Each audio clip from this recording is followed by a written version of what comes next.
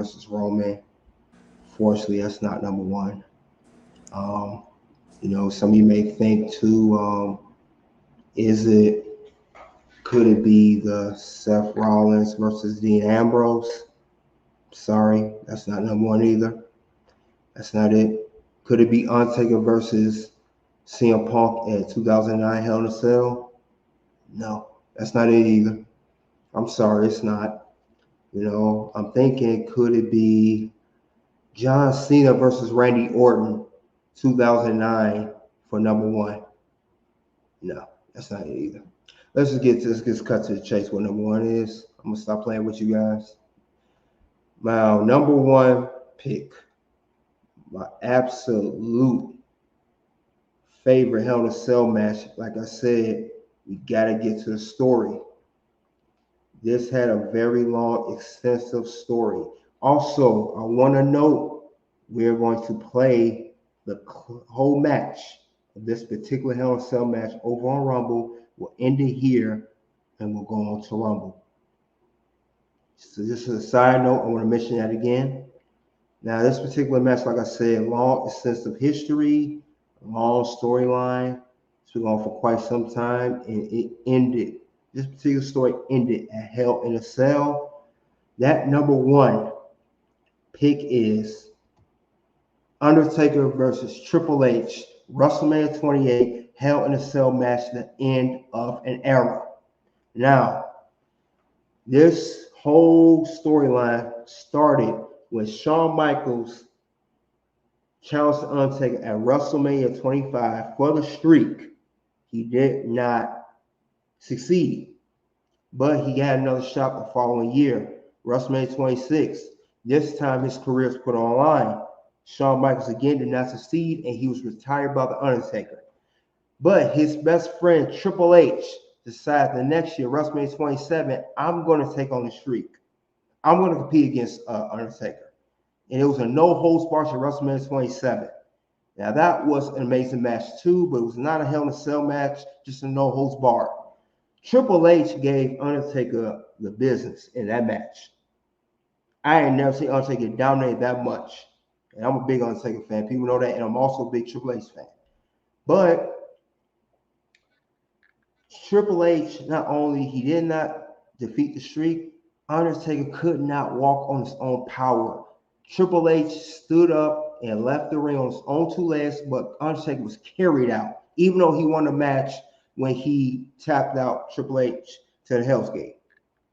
So what was crazy is the following year, which comes to this year, 2012, Undertaker told Triple H, yes, I beat you, but it don't mean nothing.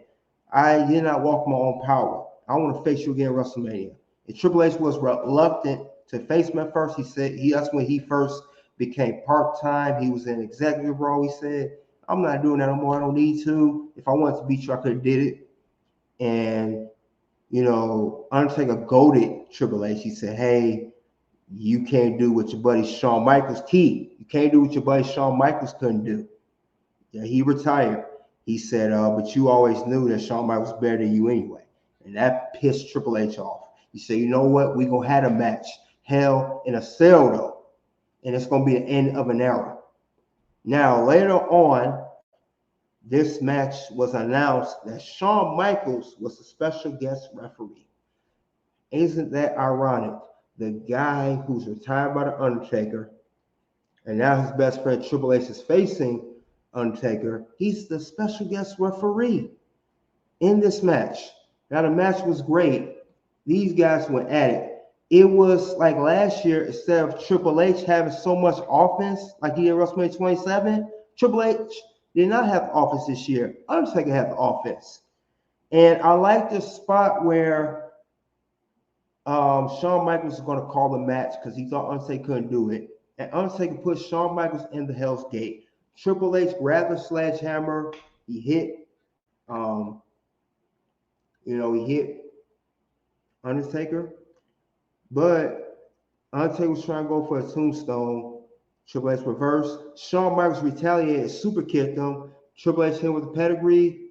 1, 2, 3, and he still kicked out. So this was a great story, man. This is why it's my favorite Hell in a Cell match. You guys can understand. This was a 4-year storyline. 4 years. This started all the way from when Shawn Michaels challenged Undertaker, and it ended in 2012. 9, 10, 11, 12, 4 years. And it connected so well. And it ended with the Hell in a Cell match. This is why this is my number one pick. I know you guys may disagree with me, and that's okay. But this is why I picked this, because there's so much history and story behind this. And I'm going to give this to Goodbread and see what your intake on this match is. Man, I can't disagree with you, man. You never cease to slide one in there on us, man. I forgot about this one, man. I'm thinking DX versus Big Show and Vince. That was a funny one, and that's an honorable mention, I guess, because that was a funny one. That was one of the funniest Hell in the Cells I ever seen. But this one definitely, definitely is a go. Man, I'm glad we get to see it. I'm glad we get to watch it. Absolutely, I'm glad we get to watch it, man. This was a good one. Damn good one. Yes, yes, yes. Yes, yeah. Undertaker, Triple H. And like I said before, those guys are the kings of the Hell in a Cell. Triple H has he has competed in 8 Hell in a Cell matches. He won 6, the most wins to date of any wrestler. Undertaker competed in 14 Hell in a Cell matches. So, like I said, they compete in a lot of Hell in a Cells. I believe Undertaker has maybe 4 wins, 4 or 5 wins. But these guys are the best at Hell in a Cell match. They're the best. Most of the matches, if you guys notice, it either had Triple H or Undertaker in it. Triple H or Undertaker. In this case, for number one, both of them in together. These guys are the kings of Hell in a Cell. Why wouldn't it be number one, you know? So, like I said, we're going to end this live shortly on YouTube, and we're going to play the match over on